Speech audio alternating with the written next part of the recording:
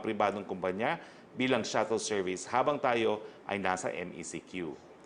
Kailangan lamang po ay magpakita ng driver ng certificate, authorization letter o letter of intent mula sa kumpanya na may nakasaad na particular na ruta bilang patunay na ang pampublikong sasakyan ay ginagamit na shuttle service. Sa mga pribadong sasakyan, pwede po ang company shuttle, personal o na sasakyan, bisikleta, motorsiklo at e-scooter. Isa pong update, bagamat bawal pa rin po ang backriding, meron po tayong isang exception. Kapag ang pasahero po ay APOR or authorized person outside of residence at ang biyahe ay work-related, po pwede pong mag-angkas. Pero uulitin ko po, ang backride ay para lamang sa APORs na papunta po sa biyahe na work-related. At hindi naman po rin required na mag-asawa kapag APOR ang sakay. No? Kahit ang driver ay hindi related sa pasahero, basta APOR po ang sakay, po pwede. Ito po ay na-aprobahan kahapon, August 3, matapos po magpulong ang National Task Force on COVID-19, ang mga alkalde ng Metro Manila. At panghuli, ang motorsiklo po ay privately owned, hindi po siya motorcycle taxi, hindi for hire at hindi hinahire during the trip. Kahapon po, hindi namin napakita sa inyo yung mga sektor o mga industriya na bukas po habang MECQ. Heto na po ngayon ang mga industriyang pinapayagan mag-operate habang tayo po ay nasa MECQ. Nangunguna po dyan, siyempre, agriculture, forestry and fisheries, manufacturing of essential goods, essential retail, yung food preparation insofar as take-out and delivery services, bawal po ang dine-in muli, ang water refilling stations, laundry services, public and private hospitals, logistics service providers, delivery and courier services po, water supply and sanitation services and facilities, repair and maintenance of machinery and equipment, telecommunication companies, energy and power companies, gasoline stations, airline and aircraft maintenance, pilots and crew and employees of aviation schools for purpose of pilots required training, public and private construction projects that are essential, manufacturing companies and supplies of equipment or products necessary to perform construction work such as cement and steel, BPO and export-oriented companies, printing presses authorized by the BIR or other appropriate agencies to print official receipts and other accountable forms. Ang media establishments po, maski wala na pong PCOO accreditation, 50% po yung other manufacturing gaya sa beverages, electrical machinery, wood products, furniture, non-metallic products, textiles, tobacco, paper and rubber, mining and quarrying, electronic commerce companies, postal, courier, and delivery services for articles. Ito po, 50% ang real estate activities, including parking space leasing companies. Allowed po ang housing service activities such as but not limited to plumbing, roofing, and electrical works. 50% po ang office administrative and office support. Allowed po ang veterinary activities. Allowed po ang security and investigation activities. Allowed din siyempre po ang funeral embalming, ang banks, money transfer services, pawn shops, microfinance institutions, and other credit cooperatives, ang capital markets. Ito po, 50% ang other financial services, yung money exchange, insurance, reinsurance, lending, and non-compulsory pension funding. 50% po ang mga legal and accounting. 50% po ang management consultancy activities. 50% po ang architecture, engineering activities, technical and testing analysis. 50% po ang scientific and research development.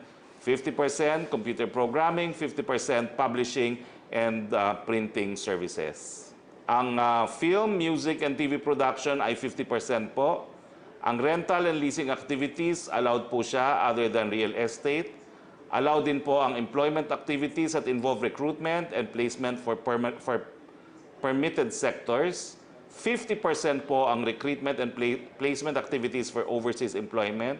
50% po ang other services such as photography, services, fashion, and ID. 50% po ang wholesale and retail trade of motor vehicles, motorcycles, bikes. 50% po ang repair of motor vehicles, motorcycles, and bicycles. Ang dining and restaurants, 50% po. Delivery and take-out lang po sila. Ang malls and commercial centers para po sa non-leisure only. Kasama po dyan ang supermarkets, mga bangko at mga butika. Ang all other public, ito po mga pinagbabawal, no? Yung all other public and private construction projects na hindi po priority, barbershops and salons, all other establishments offering personal care, gyms, fitness studios and sports facilities, testing and tutorial centers, review centers, internet cafes, language, driving, dance, acting, and voice schools, entertainment industry, kagaya po ng traditional cinemas, theaters, at iba pa. Bawal din po ngayon ang libraries, archives, museums, and cultural centers. Bawal din po ang mga tourist destinations. Bawal po ang travel agencies, tour operators, reservation service, and related activities. Bawal po ang full body massage, ang tattoo and body piercing, at ang mga live events. Pinagbabawal po. COVID-19 update naman po tayo. Meron po tayong 38,405 na active cases sa bansa ngayon. Sa active cases naman po, 90.3% po ay mild, 8.2% ay asymptomatic, 0.9% lamang po ang severe, at 0.6 lamang po naman ang critical. Mataas po ang ating recovery rate dahil meron po tayong 65,821 na gumaling na. At meron po tayong 2,104 naman po ang binawian ng buhay dahil sa COVID-19. Nakikiramay po kami muli sa kanilang mga pamilya at mga mahal sa buhay.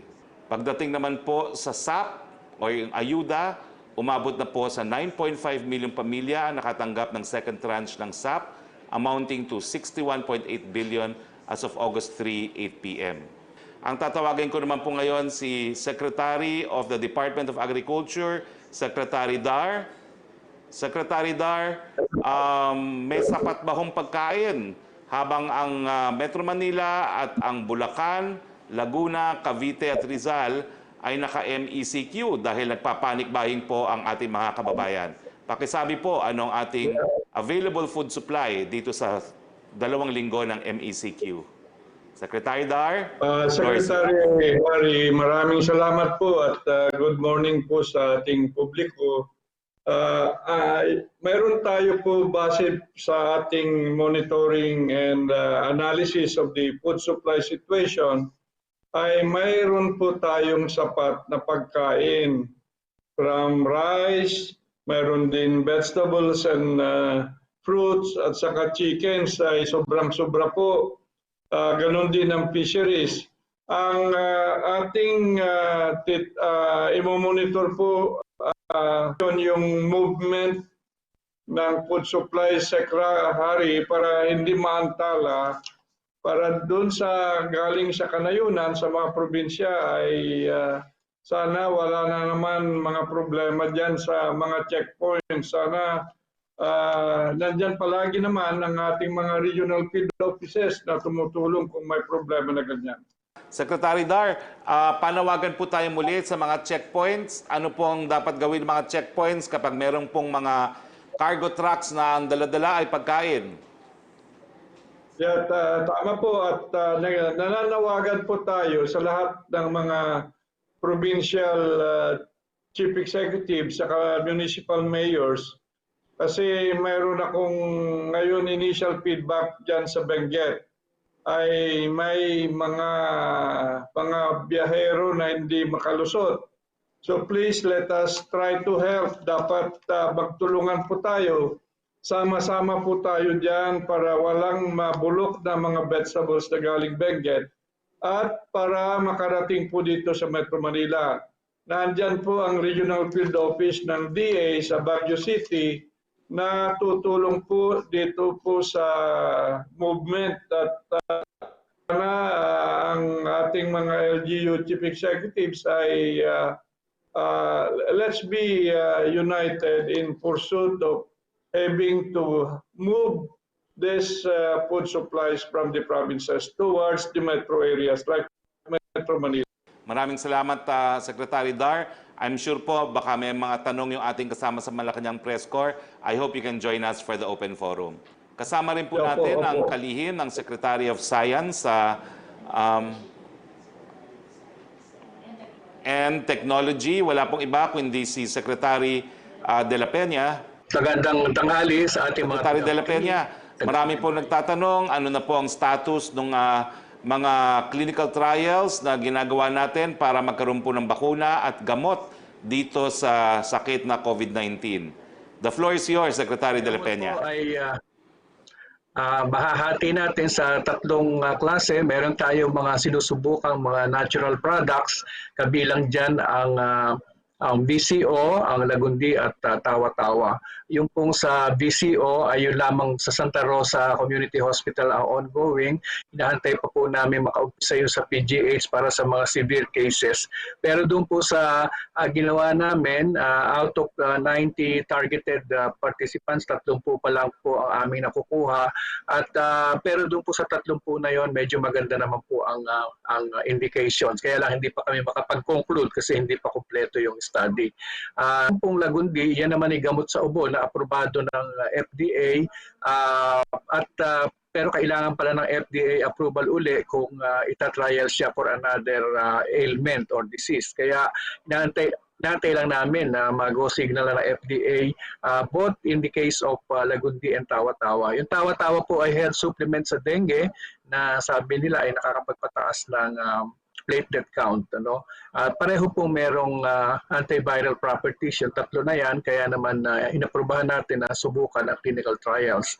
Doon naman sa hindi natural products, meron tayong ongoing na clinical trial sa melatonin. Ito ay ipinropose naman ng mga doktor sa Manila Doctors Hospital dahil naobserbahan nila na yung mga binigyan nila ng melatonin ay ito yung mga severe cases ay nagkaroon ng magandang improvement. Kaya inaprubahan din namin ang clinical trials sa melatonin kasi in-examine naman po ng ethics board nila yan at inirekomenda i-trial. Bukod dyan ay ongoing pa ang mga clinical trials under the WHO Solidarity Trials. Bagamat natapos na po yung sa riponavir at hydroxychloroquine, ay ongoing pa yung sa remdesivir at saka sa interferon. Pero yung pong sa riponavir at hydroxychloroquine ay ang rekomendasyon ng WHO ay hindi daw po recommended nila. Pero gusto ko pa rin po makita resulta sa Philippine trials kasi alam naman natin na yung hydroxychloroquine na gamot sa malaria ay medyo affordable at ginagamit din ng ibang mga doktor. Yung pong remdesivir, maganda rin ang indications at ang aking nabalitaan ay nag-iipon na ng stock ang DOH para sa remdesivir. Meron pa pong ongoing trial sa Abigan. Ito naman po yung dinonate ng Japanese government at inihintay din natin matapos ang mga resulta. Sa vaccine po, wala naman tayong sariling vaccine development project dahil wala pa tayong facilities. At yan po naman ay ang ating dalawang track na sinusundan ay yung pagsama din natin sa WHO Solidarity Trials on Vaccines at nag-nominate na po tayo ng isang Filipino expert, si Dr. Nina Gloriani ng dating Dean ng UP College of Public Health para makasama siya doon sa experts na mamimili kung alin ang susubukan sa WHO Solidarity Trials. At ganun din po, siguro naman naibalita na rin na tayo ay nag-commit na sumama doon sa COVAX facility na kung saan yung po magiging available na vaccines ay nag-reserve tayo ng 3% corresponding to 3% na ating population or 3 million vaccines para sigurado tayo meron agad pagka yan ay naging available. Meron din tayong ongoing negotiations sa 5 institutions na pinayagan ang aming sub-TWG ng IATF na makipag-negotiate. 3 sa China, 2 sa Taiwan, at very ahead po sila in terms of clinical trials. In some of them, tapos na yung clinical trials phase 3.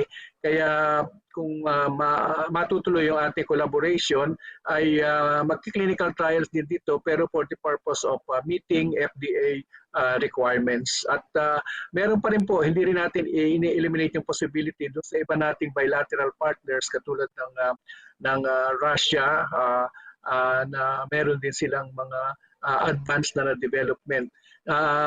bukod dyan, pagka po merong lumabas na bagong mga bakuna na available na earlier than what our clinical trials are expecting, pwede naman pong mag-procure ang ating private sector at ang gobyerno kung may lalabas na bago, basta siya ay dadaan sa FDA. So yan po ang mga alternatives. Pero kung yung pag-uusapan ay yung aming WHO Solidarity Trials at saka yung bilateral agreements natin dito sa 5 pinayagan, dito po siguro ay kung i-estimate natin yung pagdadaan ng proseso ay baka abutin pa tayo ng middle of 2021. Pero kung yung po ibang mga nag-indicate na mas advanced sila, halimbawa may indication na ang Russia ay merong advanced na nagawa, baka po yan ay maging available mas maaga pa para sa atin. Ang gobyerno naman po through the DOH ay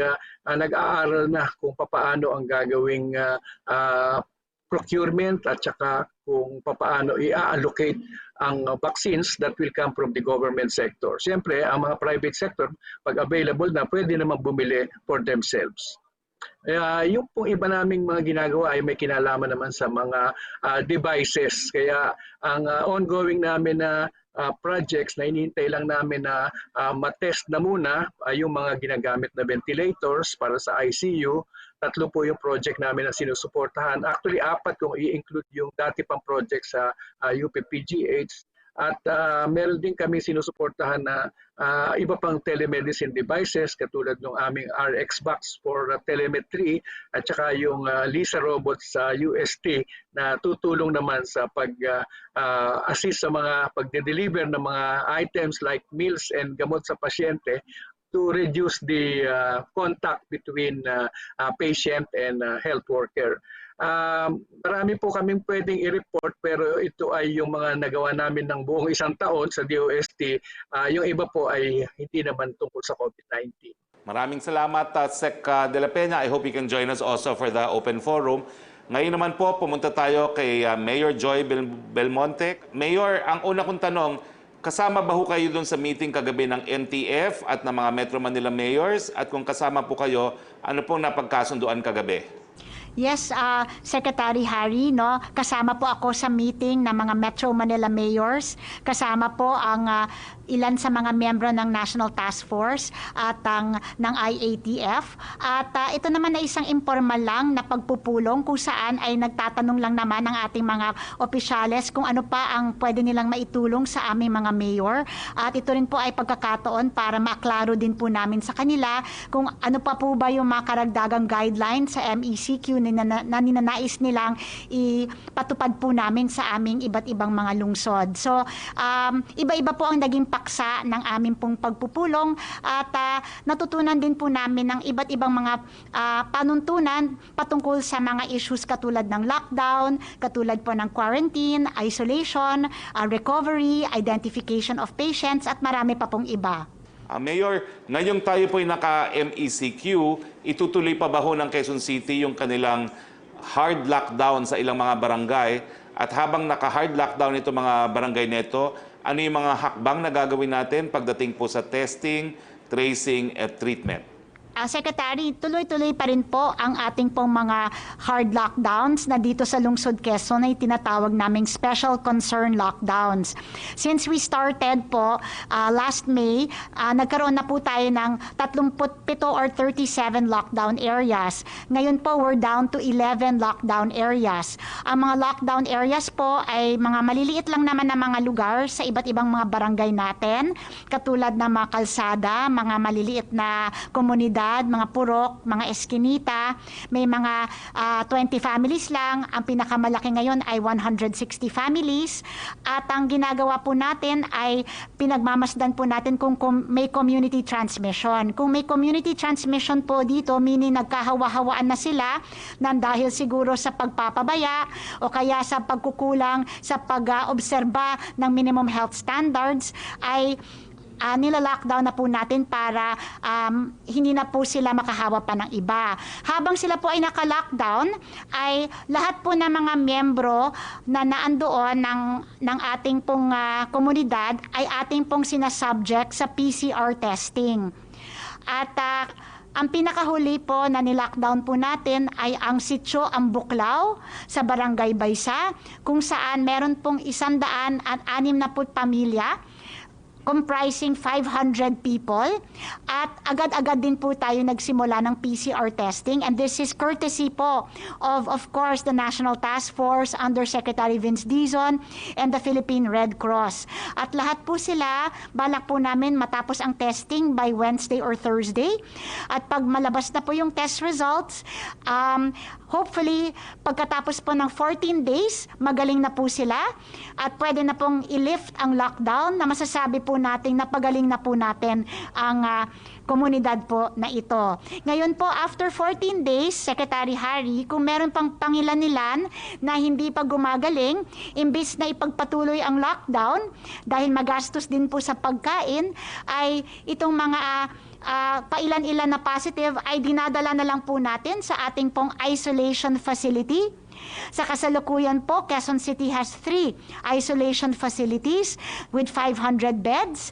At pagkalipas po ng 2 linggo, madadagdagan din po ito ng ilang daan pa na isolation beds. No? At doon na sila gagaling. Kung pagkatapos naman po ng 14 days, Secretary, no, at marami-rami pa rin po ang nagpa-positive, we will extend the lockdown for another 7 to 14 days. Pero ang mahalaga ko pong gustong banggitin, kailangan po ang minimum ng lockdown ay 14 days dahil yan po ang duration ng virus. At hindi po namin nililift ito kung hindi po ito nagpapakita ng senyas ng paggaling. No? Kaya tingin ko sa lahat po ng mga strategiya ng Lungsod Quezon, ito po isa sa mga pinagmamalaki natin because so far, out of all of the lockdown areas, we have been very successful in all of them. No? Hindi po kasi talaga expected na mag-MECQ tayo ngayon. Ang tanong na marami tungkol sa ayuda, sa Quezon City po, magbibigay ba ho ng ayuda ang lokal na pamahalaan dahil tayo po ay nasa MECQ? Well, ang ayuda po ay isang bagay na gusto ko po talagang maibigay. Ngunit at the moment ay hinahanapan pa po natin ng budget kung saan po tayo pwedeng makakuha ng pantulong pa na karagdagan. Pero ang pwede ko pong i-assure, meron po tayong tinatawag na SAP-QC. Okay, ito po ay parang complementary dun sa SAP DSWD. Dahil nakita po natin na yung DSWD SAP, hindi po siya kasya sa lahat ng mga mamamayan o pamilya ng Lungsod Quezon. Kaya pinaghandaan po ng Lungsod Quezon na magdagdag ng pondo para punuan ang pagkukulang ng DSWD. So ito pong pondong ito ay available pa at ready for distribution. Pinagpasyahan lang po ng ating mga kapitan na unahin po muna yung DSWD second tranche, pero kung hindi naman po agad-agad maibaba yung second tranche ng DSWD, itong SAP-QC po ay pwede na naming ipamigay. Ang pinaka-challenge lang po, Secretary Roque, dahil cash aid po ito, ay ang pagbabawal po ngayon ng mass gathering. So pinag-iisipan pa po namin, sir, kung paano namin ipapaabot sa ating pong mga mamamayan itong cash aid na ito, given na hindi po natin sila pwedeng ipatawag. At napakahirap naman po kung bahay-bahay po natin ito gagawin dahil kasama pa yung tresurero, ilan lang naman ang tresurero na meron sa ating lungsod. Dahil ito nga ay pondo ng bayan, hindi naman po pwedeng ibigay kahit kani-kanino lang. Kailangan we have to be accountable for this. So ito ang pinaka-ayuda, cash aid ng 4,000 piso, SAP-QC na pwede na natin sanang ibigay kung makaisip pa po tayo ng paraan para hindi naman natin ma-violate yung protocol against mass gathering po. Thank you very much, Mayor Joy Belmonte. I hope you can join us po for our open forum. Now, first question po, Joyce Balancio, DZMM. And finally, we can see our reporters joining us via Skype. Via Vmix pala, via Vmix. Hi, Secretary. Glad to see you again. Si Quezon City Task Force Disciplina Head Rani Lodovica has been receiving criticisms for posting in his Facebook account. Itong quote ko na lang po. Mula bukas, shoot to kill na ang mga lalabag sa MECQ. While it was explained by DILG that it's a personal post and it's not a policy of DILG and the Quezon City government, is Palas not concerned that our LG officials are making such posts, that can cause alarm public alarm and confusion, and it can create an impression of a policy that disregards human rights and tolerates abuse of power. What can we say to this, Secretary, and ano pong paalala natin sa LGU officials?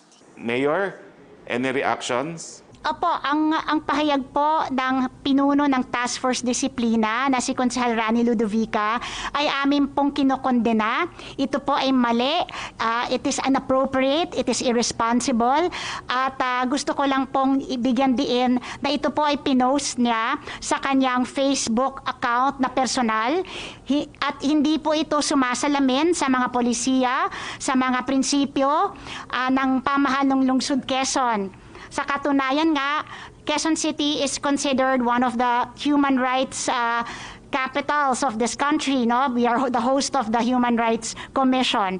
But having said that, siguro gusto ko rin gamitin ang pagkakataon na ito kasi nakausap ko po siya. At gusto ko rin lang magpaliwanag ng panig niya, hindi ko sinasabing tama, pero para maunawaan lang kung bakit po niya na-post yan. Alam po ninyo, madalas sinasabi ng mga tao, ang frontliners ay mga nurse lang o mga doktor. Pero actually, lahat po ng nasa enforcement, mga police, tayong nagtatrabaho sa pagbibigay ng ayuda, ang barangay, lahat naman po tayo ay frontliners. At sa Task Force Disiplina, ang kanila pong trabaho ay siguraduhin mag-comply sa minimum health standards ang ating mga mamamayan. Binanggit po ni Mr. Ludovica sa akin na ang kanyang pahayag, ang kanyang post ay nagmula sa kanyang frustration. Frustrated po siya sapagkat 5 buwan na po tayong nagpapaalala sa mga tao na magsuot ng mask, huwag lumabas ng mga tahanan kung hindi naman po kinakailangan, huwag mag-basketball, huwag magtoma o magtagay, huwag magkaraoke. Pero pagkatapos ng 5 buwan ay napagmamasdan pa rin natin ito at tingin niya yan ay naging dahilan kung bakit tumaas ang mga bilang natin at naging dahilan din kung bakit napilitan po ang ating pamahalaan na ibalik po sa MECQ. At para sa kanya, ang pagbalik kasi sa MECQ, bagamat makakatulong talaga sa ating mga nurses and doctors, ay magiging pahirap naman sa ating daily wage earners na mawawalan ngayon ng kikitain at maapektuhan ang kanilang livelihood. So what he did, his post, while irresponsible, while wrong, and while a wrong way to express his frustration, was nothing more than an expression of frustration. Wala naman pong katotohanan sa kanyang pinost, wala po siyang masamang intensyon, pero aminado po siya na while his feelings might be valid, ang kanya pong paraan para ipalabas ang kanyang damdamin ay mali. At siya po ay humingi ng kapatawaran kaagad sa amin dito sa lungsod kasi ang Rappler nung nireport nila ito, pinalabas nila na ito ay polisiya ng lungsod Quezon. Hindi po ito polisiya ng lungsod Quezon. At binawi na po niya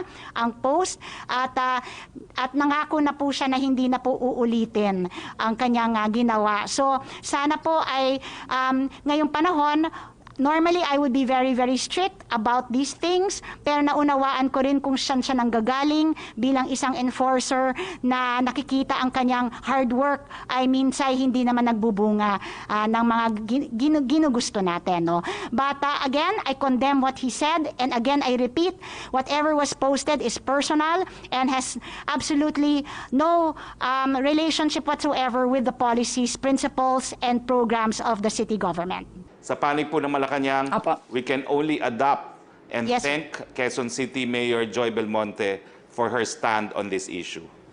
Pakiusap po natin sa ating taong bayan, tama po naman, 5 buwan na tayong naka-lockdown. Alam naman po natin kung paano mapapabagal ang pagkalat ng sakit. Ngayon pong MECQ, homeliners tayo lahat, wash your hands, wear your mask, and observe social distancing. Apo, yes po. Sir, are we considering extending ito pong MECQ for another 2 weeks after po nung Senate na deadline po ni Pangulong Duterte? Because yun po kay Professor Guido David from University of the Philippines, there should be at least a month-long MECQ for us to see or the flattening of the curve. Giving nga po yung example niya na sa Cebu, 1 month po ang itinagal bago po nakakita ng flattening of the curve. Although Yusek Vergere already said that this 2 weeks MECQ, it's not not really to flatten the curve but to give our health workers a breather, pwede po ba nating kumbaga take this opportunity and extend na rin yung panahon so that we can see the flattening of the curve? Dalawang bagay po ang ating nais makamit dahil tayo po nag-MECQ. Unang-una na nga para pagbigyan yung kahilingan ng ating frontliners na time out. At pangalawa, para po mag-regroup at painting pa ng ating strategiya laban sa COVID-19. Tatapatin ko po kayo, hindi na po kaya ng ekonomiya ang mas matagalang pang lockdown. Lalabas po ngayon ang figura ng second quarter GDP growth natin. Napakataas po, napakatindi po ng binaba ng ating ekonomiya. Kaya nga po ang aming mensahe sa ating taong bayan, kinakailangan po ingatan ng ating kalusugan para po tayo ay makapaghanap buhay. Mahirap na po ang mangyayari sa ating ekonomiya kung magla-lockdown na po tayo muli. Nandun na po tayo sa punto na marami po ang siguro nga po mapapabagal ng husto ang COVID-19, pero habang wala pong hanap buhay, paano naman po mabubuhay ang mga ordinaryo mga mamamayan? Ang problema po ngayon sa 2 linggo ng lockdown, saan po makakakuha ng ayuda dahil nga po wala ng batas na naipasa ang Kongreso. Sana po maihabol yan sa Bayanihan 2, pero hindi po ganun kadali ang desisyon na mag-lockdown. Ang nais lang po natin ngayon talaga, ingatan po natin ang ating kalusugan para po tayong lahat ay makapaghanap buhay. Sabi po ng WHO, tatagal pa po ang problema ng COVID-19. At dahil tatagal nga po ito, kinakailangan matuto tayo na mabuhay na naririyan ng COVID-19, ipagpatuloy ang ating mga hanap buhay at the same time, pinag-iingatan ang ating kalusugan. Yes po. According to Dr. Antonio Dans, ang spokesperson of the healthcare professions Alliance Against COVID-19, the widespread use of rapid tests could have caused the rise of COVID-19 infections. Given this, sir, gagamitin pa rin po ba natin ang rapid test? Should we stop using rapid test and instead gamitin na lang po ang RT-PCR kasi baka po mas hindi ito nakakatulong sa pag-detect natin ng COVID cases? Sa mulat-mula po si Dr. Alvin Dans ay tutol po sa rapid test kits. Pero uulitin ko lang po ang sinabi ng Presidente, no? Marami po tayong hindi alam dito sa sakit na ito at ang rapid test naman ay meron po siyang silbi, no? Hindi po talaga siya ginagamit para malaman kung sino may sakit. Ginagamit lang po siya para malaman kung sino yung meron ng antibodies, mga posibilidad na nagkasakit na, nang sa ganon sila po ay makabalik sa kanilang mga trabaho. At ang rapid test po, bagamat ginamit po natin yan, it is always subject to PCR tests. Now, ang sinabi po ng Presidente, ang gold standard pa rin para sa COVID-19 testing ay ang PCR tests. Pero sa Malacanang po, walang po pwedeng makipagkita kay Presidente na walang resulta ng PCR test at hindi po magpapa-rapid test kits din po. So sa akin po, gold standard ng PCR, pero meron din po tayong gamit para sa rapid testing kits. Yes, good afternoon. Secretary, may 2 tanong po para kay Secretary De La Peña. Ang una pong tanong ni Tina Mendez ng Philippine Star, paki-discuss daw po paano ang access sa vaccine ng Pilipinas sa COVAX facility at magkano ang proposed amount allocated para sa COVAX under the 2021 budget. Well, nung ipinaalam po sa amin ng COVAX na kailangang mag-commit ng at a minimum of 3% of the equivalent of our population, yan po ay iniakyat namin sa IATF for decision at ang decision ay mag-commit ang Pilipinas ng 3%. Pero actually po ay pwedeng bumili through the COVAX up to 20% of the population. Ang hindi lang po tayo sigurado pa kung ang bakuna baga ay isang beses lang ibibigay o baka kailangan 2 kasi marami sa mga bakuna sa mga diseases ay kailangan 2 doses ang ibigay. Yung po isang dose ay ang estimate ay $10 isang bakuna. So kung i-convert mo sa pesos yan ay around 500 pesos. Kaya po nung nag-diskusyon sa IATF at inokeya naman ng DBM, ang subscription sa 3 million or if you will multiply it by 50 pesos per vaccine ay 1.5 billion. So yun ang siniguro na during that meeting ng IATF. Pero kung gugustuhin naman po na mag-commit pa ng mas malaking porsyento up to 20%, po pwede pa rin. Pero yun po ay parang ano na yun, pag lumabas na yung bakuna. Ang sabi ni Secretary Roque, ang estimate nila para magkaroon ng tinatawag na herd immunity at ang tawag nila doon ay at least siguro 60% of our population ay mabakunahan. Pero ang ang sinabi din doon ay ang sisiguruhin lang na social ng gobyerno ay yung para sa people below the poverty level. Oo. All the rest, hindi pa natin alam kung paano ang sistema, kung may subsidy ba ang gobyerno o kung kanya-kanyang bili na lang. Pero in other words, diyan ay magkakaroon din ng role ang pagbili sa ibang suppliers outside of the COVAX facility. Kung ang maire-reserve lang natin ay 20% of the population, so siyempre yung iba manggagaling sa ibang sources. Pero inuulit ko po, kami po sa DOST na nag-head ng sub-TWG on vaccines, ang aming role talaga ay ayusin yung pagko-collaborate para sa trials. Yung pong pag-order ng bakuna ay hindi namin sakop. Opo.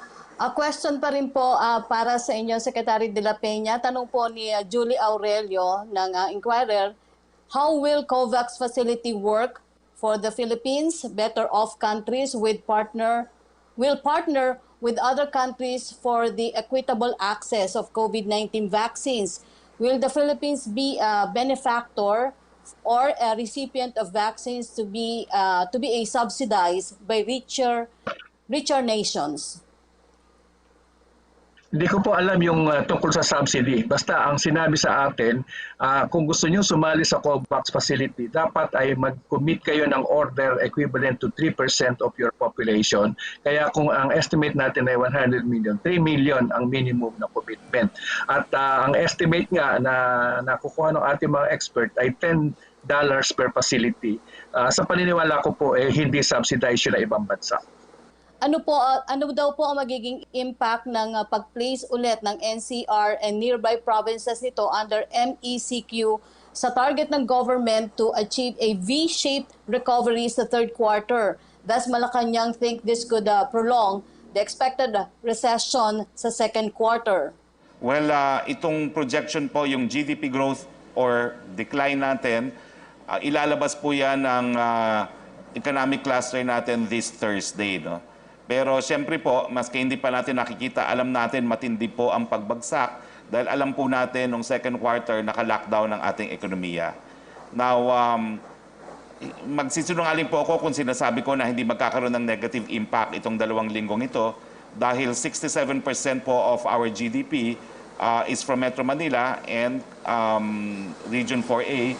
Kasama na po ang Cavite, ang Rizal, ang Laguna, na ngayon po ay naka-lockdown din. No? Ang inaasahan na lang po natin dahil 2 weeks lang naman at hinihingi naman ng frontliners ay kaunting time out lang naman, hindi masyado makakaapekto itong 2 weeks na MECQ. Bagamat sasabihin ko na po, hindi pa lumalabas ang GDP pero matindi po ang pagbagsak ng ating ekonomiya noong second quarter. At hindi naman natin makakailayan dahil talagang sinarado natin ang ekonomiya. Muli po ang ating mensahe sa lahat, ingatan po natin ang ating buhay para sa hanap buhay. Are the government economic managers willing to increase the initial 140 billion target stimulus package under sa Bayanihan 2 dahil sa 15-day MECQ in NCR? Well, ngayon po ang napasa po ng bersyon ng Senado ay 140 billion po yung ating pump priming na ating economy. Pero ito naman po ay sa kasalukuyan at meron pa tayong isa sa batas na national budget na meron din po tayong pump priming doon sa nagagawin doon sa national budget na yon. No? Ang inaasahan po natin kahit papano dahil hindi pa po tapos ang mababang kapulungan, makakapaglaan po sana ng kahit anong halaga para sa ayuda dito sa Metro Manila at ilang probinsya ng Region 4A at ng Bulacan. Good to see Hi, you good again, afternoon, Trish. Secretary. Good to see you, sir.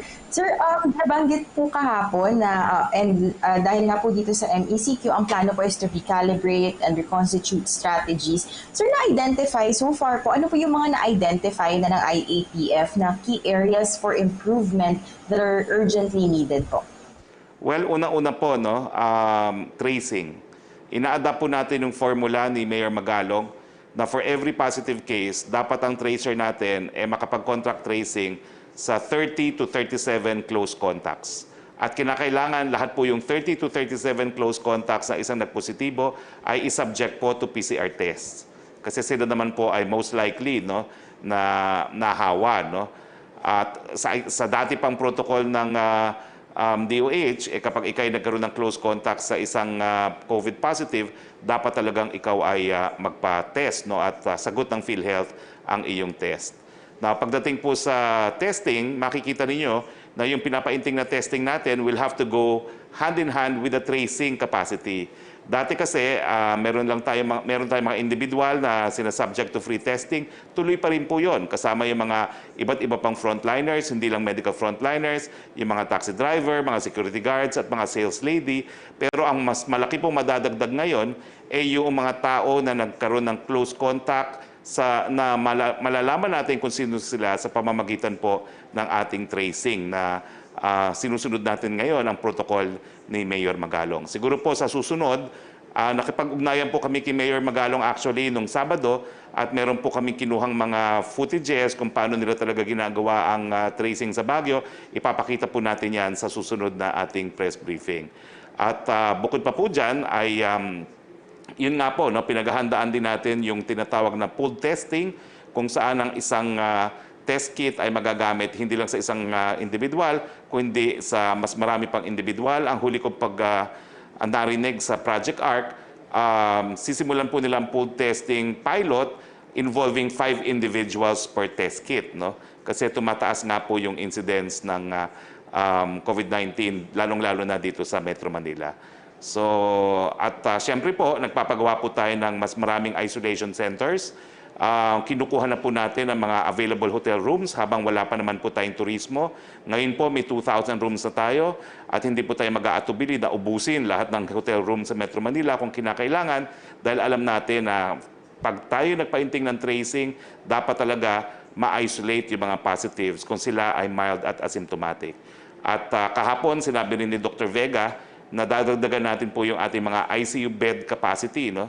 Meron na po tayong mga 250 additional ICU bed capacity na malapit na pong matapos dyan sa East Avenue Memorial Center.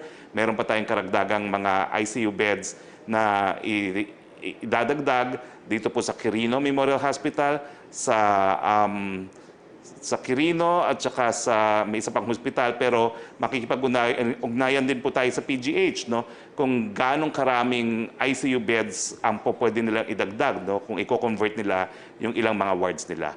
So sa lahat po, sa testing, tracing, treatment, and isolation, pinaiinting po natin ang ating mga hakbang na gagawin at pagsasamantalahan po natin habang sarado po ang Metro Manila at mga karatig na probinsya para paintingin itong mga bagay-bagay na ito. Secretary, yung health workers po nag-respond dun po sa remarks ni Pangulong Duterte, daring them to stage a revolution. They clarified, actually even before naman po naglabas ng pahayag si Pangulo, nilinaw na rin po nila na hindi po sila nananawagan ng revolution and all they wanted is help. They said that they previously wrote requests, letters, but 3 months after po, they were left unanswered by the IATF and DOH. Kung alam daw po nila na hindi po ito nakarating sa Pangulo or hindi po na-brief si Pangulo tungkol dito, they would have sought a private audience. Nakarating na po ba, Secretary, itong paglilinaw na ito ng mga medical professionals sa Pangulo? And at the same time, sir, is it a cause of concern for Malacanang na yung mga tao na supposedly alam yung concerns ng mga health workers on the ground do not seem to know the reality in the field, sir?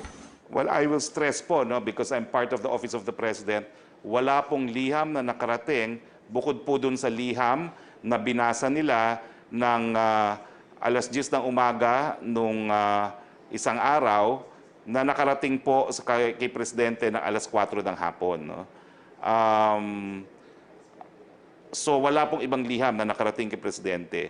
Sa halos 1 taon at 5 buwan naman po akong spokesperson, marami na po mga issue na sumulat lang sila sa Presidente, minsan pinadadaan sa akin, nagkakaroon po kaagad ng resulta. Doon lang po nagtataka talaga ang Presidente. Bakit kung pinarating na sila diretso na kay Presidente, siguro hindi na sila kinakailangang magkaroon ng isang media event para iparating sa kanya. No? Pero sinabi rin po sa akin ng DOH, okay, na meron silang natanggap na liham tungkol po sa quarantine facilities, insurance coverage, stigma and protection. At ang mga hakbang na ginawa po ng DOH bilang kasagutan dito sa mga liham ng PCP, Philippine College of Physicians, no? Unang-una, nagkaroon po sila ng Department Memo number 2020, Interim Guidelines for the Provision of Transport Vehicles to Health Workers. Pangalawa, nagkaroon po sila ng Department Memo number 2020-0162, Interim Guidelines on the Accommodation Arrangements for Health Workers. At saka Department Memo Circular number 2020-0180, Interim Guidelines on Expanded Testing for COVID-19 na sinasakop na po ang mga health workers sa libreng PCR testing. Now, as to the issue of stigma and protecting health workers, ang response po nila ay tumawag po sila nag-address po sila ng mensahe sa publiko na kinakailangan magpakita po ng compassion sa ating mga healthcare workers na mga bagong biyane, na dahil ito po yung narireklamo ng ating mga healthcare workers na sila pa ngayon ang nagiging biktima sa discrimination at stigma. Ulitin ko po, bukas po ang tanggapan ng Presidente. Kung gusto niyo po, ipadaan niyo sa akin para sigurado ko pong maiaabot mismo kay Presidente ang inyong mga liham. It's applicable po sa lahat ng sectors ng ating lipunan. Bukas po ang pintuan ng aming tanggapan sa Malacanang sa inyong mga reklamo at mga hiling. Tanong po mula kay Chris Jose ng Remate Online. May sinabi po si Pangulong Duterte sa kanyang public address na wala na pong pera ang Pilipinas para pambili ng pagkain at financial assistance para sa mga mahihirap. Sa tingin niyo po, ito na ang panahon at pagkakataon para ituloy na po ng Pangulo ang sinasabi niyang pagbebenta ng government assets? Ang pangako naman ng Presidente, miski ubos na ang ating budget, kaya naman na unang-una gamitin natin yung mga salapi na mauutang natin. Yan naman po ang kabutihan na napakaganda na ating credit rating. Madali tayong makautang na mas maliit na interes. At pangalawa, kung hindi pa sapat, talaga ibebenta niya ang ari-arian ng gobyerno. Pero sa ngayon naman po, hindi pa po kinakailangan dahil tayo naman po ay nagmamanage as of now. No? Medyo malaking hamon po talaga itong ayuda para sa third tranche, para dito sa Metro Manila at mga karatig na probinsya ng Metro Manila, pero hahanapan po natin ang paraan yan. Agosto na po, marami pa pong hindi nakakatanggap ng ayuda. May maaasahan pa po ba ang mamamayang Pilipino na second tranche ng SAP? Well, kasama po yan sa ating reporting kanina.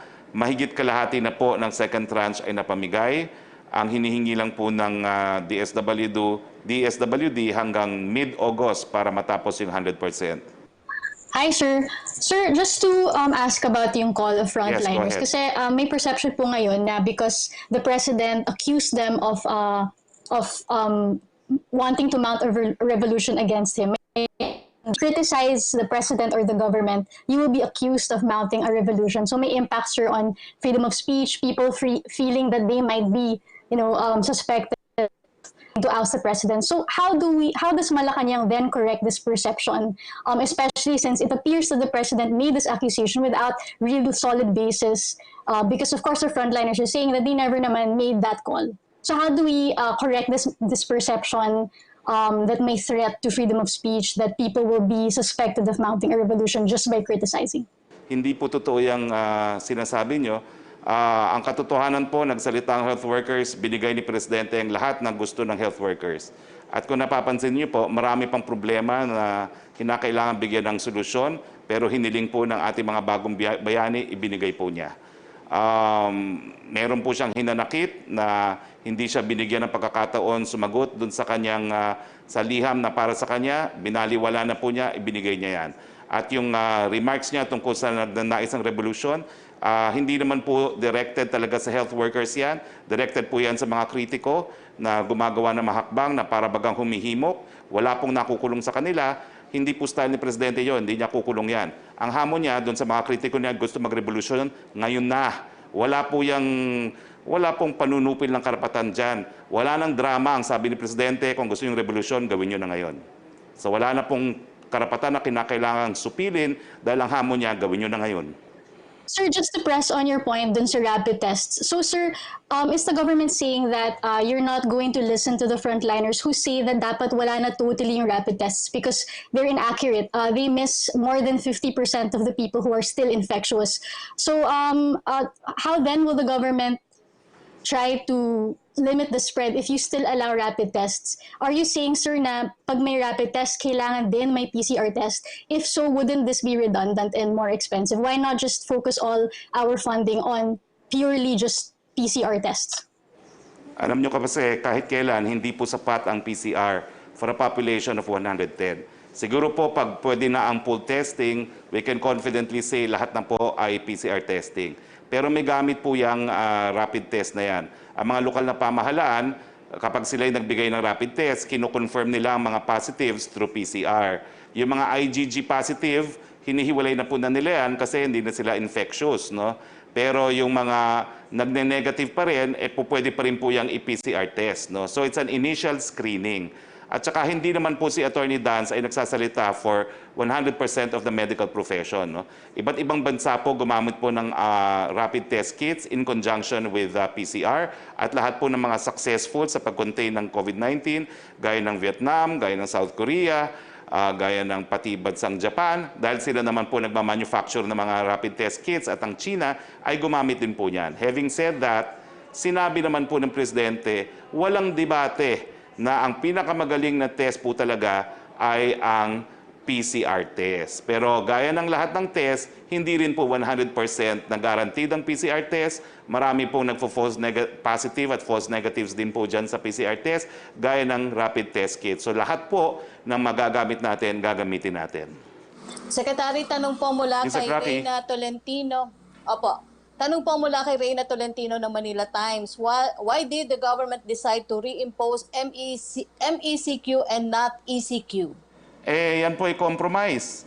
Dahil talagang hindi na po natin kakayanin ang complete lockdown. No? At ang importante naman po, magbukas tayo ng kahit papano ng ating ekonomiya. Pero by and large, this is still lockdown. No? Wag po kayo magkakamali. Yung mga binasa ko pong industriya, kakaunti lang po yan. Siguro hindi pa aabot sa 30% ng ekonomiya ang bukas ngayon. No? So, I think it is a compromise. It is again reflecting the delicate balance between health and economy. At uulitin ko po, as we lock down again, hindi pa po natin alam kung saan kukunin yung ayuda para sa mga mamamayan na hindi po pwede magtrabaho. Ganun po kasing ka-complex at kontrobersyal yung desisyon nito.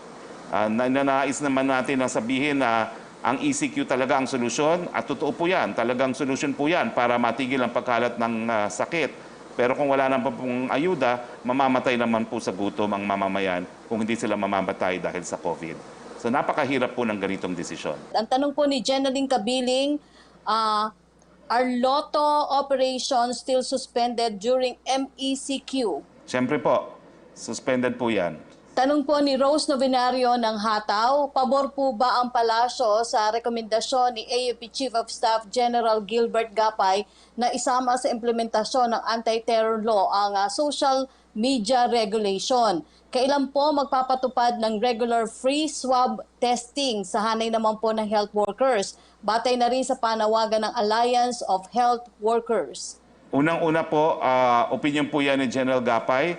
Dahil binasa ko naman po ang anti-terror law, wala pong provision doon na magagamit labang sa social media. Ang meron po dyan, yung ating cyber crimes law, no? May provision po dyan, no? Pero subject po yan sa authority na ibibigay ng ating hukuman. No? Tapos ang expanded testing for all health workers, napakatagal na pong binibigay yan mula pa po nung buwan ng April. Kahit kailan po pwede sila makakuha ng libreng PCR test. At dahil napakadami na po nating testing labs, mahigit 90 na, siguro ang hospital nila meron na ring testing lab.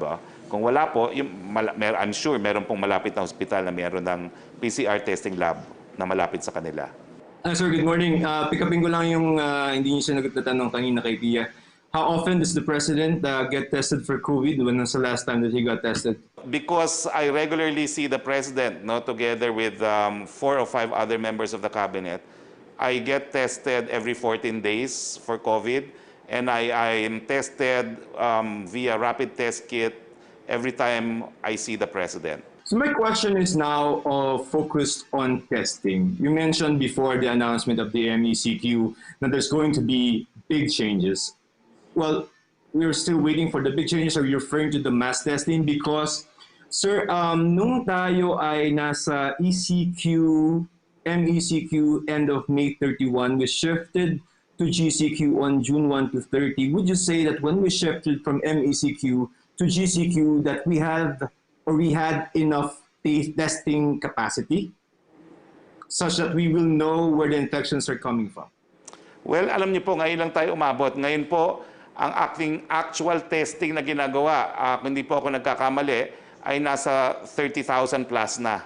So, na-meet na po natin yung ating target na magkaroon ng 30,000 actual tests being conducted. No? So, dati po, hindi ganyan kadami talaga ating actual testing na ginagawa. Tayo po ay nag-ECQ, nag-shift to MECQ, kakaunti pa lang po ang ating testing capacity. Pero ngayon po, dahil mataas na, mas magiging epektibo po tayo. Kaya wag din po kayo magtaka kung lalong tumaas ang numero ng mga positives kasi ibig sabihin lang yan, gumagana yung ating strategiya na mas maraming testing para mas marami tayong ma-isolate na hindi na dapat kumalat ang sakit at mas malaki yung tracing na gagawin natin. At dahil ang tracing na sa model ni Mayor Magalong, lahat yung 30 to 37 na close contacts ay dapat isubject din to PCR testing, mas marami talaga yung actual testing na gagawin natin. Hindi po tayo titigil ngayon sa 30,000. Kung kakayanin po natin mas tumaas pa sa ating target, gagawin po natin yan. At kaya nga po nagpapilot tayo ngayon ng pooled testing para sa PCR testing. Sir, ibig sabihin, we opened up our economy with maybe limited testing capacity. Meaning, nung time na yon, pinakawalan natin yung mga tao, some of them may be asymptomatic, kaya meron tayong pagtaas ng mga cases.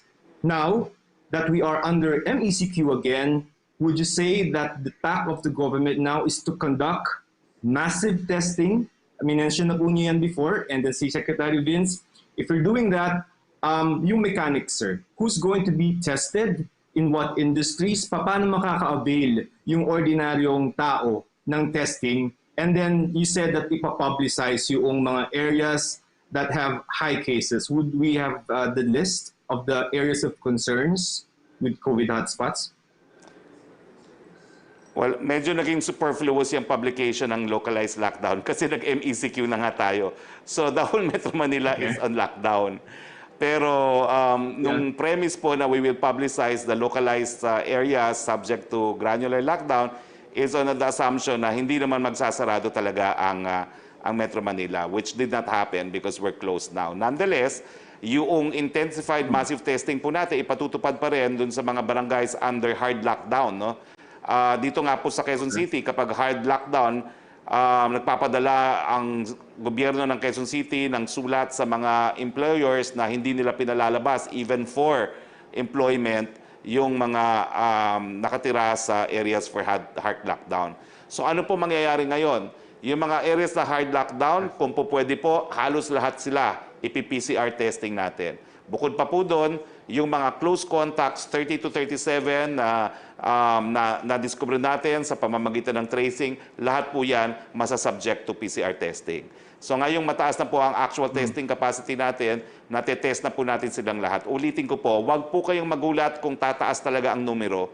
Ibig sabihin lang po niyan, nagkaroon na tayo ng mas magbuting pamamaraan para mahanap kung nasan yung kalaban natin. At pag alam na natin kung sino ang kalaban natin, ma-isolate natin, hindi na sila makakasama, malalaman natin kung sino nakahalubilo nila at itetest din natin yung mga nakahalubilo nila. At dahil nga marami sa mga kababayan natin, lalo na yung mga mahihirap ay walang sariling kwarto at banyo, lalakihan pa natin at dadamihan pa natin yung ating mga isolation centers. Sa ganitong paraan, ninanais natin na mas mapahaba yung case doubling rate na tinatawag para sana pagkatapos ng 2 weeks sa MECQ po pwede na tayo mag-MGCQ sa Metro Manila at mapababa po yung ating tinatawag na R0 to below 1. Sir, sa PhilHealth, there is a Senate hearing. Yes, okay. No, I can answer that bilang author nung 2022. yes, Did you hear as that? author of the universal healthcare, we never even for 1 minute considered that the survival of PhilHealth will solely be by reason of premiums. Alam po namin hindi makakamit ang libreng gamot at libreng paggamot kung premiums lang ang pagagalingan ng gagastusin ng PhilHealth. Talagang kung maubos po ang pera ng PhilHealth, gobyerno po ang magbibigay ng pondo, kaya nga po ang tawag dyan, universal healthcare, hindi medical insurance. Secretary, tanong po mula kay Francis Wakefield. Now that MECQ has been declared over Metro Manila, Bulacan, Rizal, Cavite, and Laguna, are we going to see soldiers and policemen to enforce quarantine rules para po mapigilan ang paglabas ng mga tao, especially po sa mga informal settlers community or yung mga taga-neighborhoods? Marami daw po kasi doon ang hindi sumusunod. Okay, back to lockdown po tayo. So asahan niyo po ang pulis at ang hukbong sa datahan ay magpapatupad po ng lockdown sa iba-ibang komunidad, lalong-lalo na doon sa mga granular at localized hard lockdowns. Second question po ni Francis, reaction sa SWS surveys stating na maraming Pilipino ang bukas sa paggamit ng nuclear energy. Well, hindi ko pa po nakikita yung survey na yan, pero I take it on its face value, no? Kung maraming naniniwala sa kanila, no? Pero titignan po natin dahil ngayon naman po ang polisiya talaga ng gobyerno ay magbigay ng incentives para sa renewable energy sources. Ang third question po niya, reaction niyo po sa sinabi ni Senator Gordon na hindi priority at pagsulong sa death penalty despite the call from President Duterte to revive as part of government war against illegal drugs traders. Sabi po ni Senator Gordon, dapat daw po mag-focus sa problema. Maraming may death penalty pero may krimen pa rin daw po. Since 2016, administration priority na po ang death penalty. Yun lang po masasabi ko, and this has been a campaign promise of the President. Whether or not it will be enacted into law, bahala na po si Senator Gordon at kanyang mga kasama dahil katungkulan po yan ng ating Kongreso. Tanong po ni Henry Uri ng DZRH. Ayon po sa statement kahapon ng Philippine College of Physicians, April pa sila sumulat sa DOH at IATF para iparating sa gobyerno ang kahilingan ng mga frontliners. Pero lumipas po ang 3 buwan, walang aksyon dito. Henry, hindi totoo yan. Nasagot ko na. Sumulat ang PCP sa DOH at sumagot naman po ang DOH sa pamamagitan ng issuance ng Department Memorandum. At inuulit ko po, kung ang nais po nila ay time out, wala naman pong ganung sulat na dumating din sa DOH.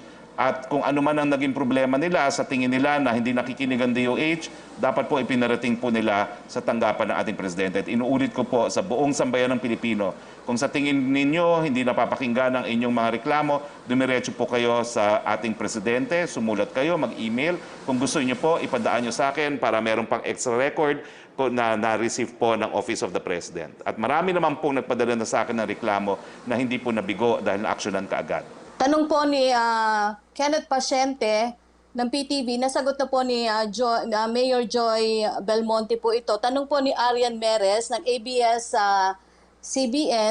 Ang tanong po niya ay, doon daw po sa previous briefing, you said that MECQ in Metro Manila was the initial recommendation to the President, but he heeded the call for a GCQ.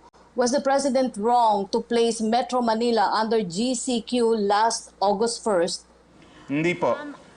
Nasa datos po yan na ang datos po na kung saan nagkaroon ng recommendation ng MECQ ay hindi naman po completely accurate dahil lumalabas doon na yung critical care capacity natin ay nasa dangerous level, samantalang nakabase lang po yan sa 20% at saka sa 30% COVID bed allocation.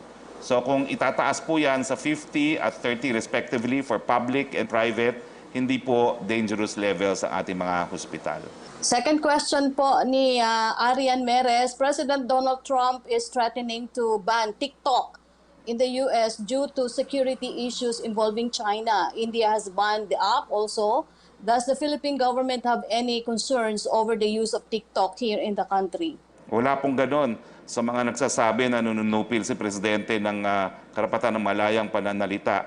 Wala pong kahit anong website na binaba ng Presidente at wala pong dahilan na nakikita para iba ng TikTok dito sa Pilipinas. Question from Jopel Peleño of DWIC. Kailan po matatapos ang 3-day deadline na ibinigay ni Pangulong Duterte sa mga LGUs na di po sakop ng MECQ para daw po aksyonan ang mga applications for improvement ng mga telecommunications company? Sakali pong mabigo ang mga LGU na aktuhan ang application sa mga telecom, ano po ang parusang posible nilang kaharapin? That expires on Wednesday because the order took effect Monday. So 72 hours is 3 days kung hindi ako nagkakamali. No? But in any case, ang sabi po ng Presidente, gagamitin niya ang administrative proceedings, either suspension or removal from office ng mga miyembro ng konseho na inupuan ang mga application ng telecoms companies. Tanong po ni Virgil Lopez ng GMA News Online. Defense Secretary Lorenzana said President Duterte has ordered the Philippine Navy not to participate in joint maritime drills in the South China Sea. Can the palace confirm this? If yes, what prompted the President to make such decision? Well, dati na pong pulisiya ng Presidente yan. Sa kanyang independyenteng panglabas na relasyon, kaibigan natin ang lahat, wala tayong kaaway. Ang sabi lang ng Presidente, kung ang ilang mga gawain ng mga superpowers ngayon ay magre-resulta sa mas matinding tensyon, iwas tayo sa mga ganyang hakbang. Last two question, Secretary. Ang tanong po ni Angel Roquillo from DZXL RMN, kapareho po ng tanong ni Joe Montemayor ng Malaya. Nais po ni Hatid Tulong Convener ASEC ang Cabo na ma-exempt sa travel ban ang mga LSIs para po makabalik ang mga ito sa kanilang probinsya. Pagbibigyan po ba ito ng IATF? Tagapagsalita lang po ako ng IATF at miyembro, tatalakay po yan ng IATF. Last question po mula kay Vance Fernandez ng DZRJ. Sinabi po ni Senator Laila de Lima, what a heartless leader daw po si Pangulong Rodrigo Duterte dahil sa sinabi niya laban sa mga medical workers at concerned lang nila ang pangalagaan ng kalusugan sa gitna ng tugon ng gobyerno sa coronavirus pandemic. Ano po ang reaction niyo dito? Wala lang po siguro magawa si Senator Laila de Lima sa kanyang selda. Nagpapasalamat po kami kay Mayor Joy Belmonte, kay Secretary Dar ng Department of Agriculture at kay Secretary De La Peña ng Department of Science and Technology. Nagpapasalamat kami sa mga miyembro ng Malacanang Press Corps, kay Yusek Roque at kay Kuya Willie Revillame for the use of his studio. Salamat din po sa skeleton staff ng PTV4 that allowed us to broadcast today. At salamat din po sa ilang staff ng GMA that collaborated with PTV4 for our broadcast today. So, natapos na naman po ang ating press briefing para sa araw na ito despite COVID-19. Inaasahan po namin na sana sa lalong mabilis na panahon makabalik na kami sa aming lungga dyan sa NEB. Pero ating patuloy na mensahe, kinakailangan patuloy po ang ating mga pang-araw-araw na buhay dahil tatagal pa po itong COVID-19. Ingatan po natin ang kalusugan, ingatan po natin ang ating buhay para tayo po lahat ay makapaghanap buhay. Sa ngalan po ng inyong Presidente Rodrigo Roa Duterte, ito po ang inyong spokes nagsasabing magandang hapon and Philippines, kaya natin to, we will beat COVID-19. Magandang hapon sa inyong lahat.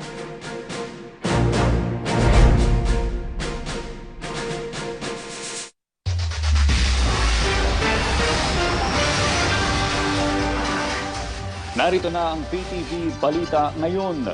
Nangako ang Department of Labor and Employment na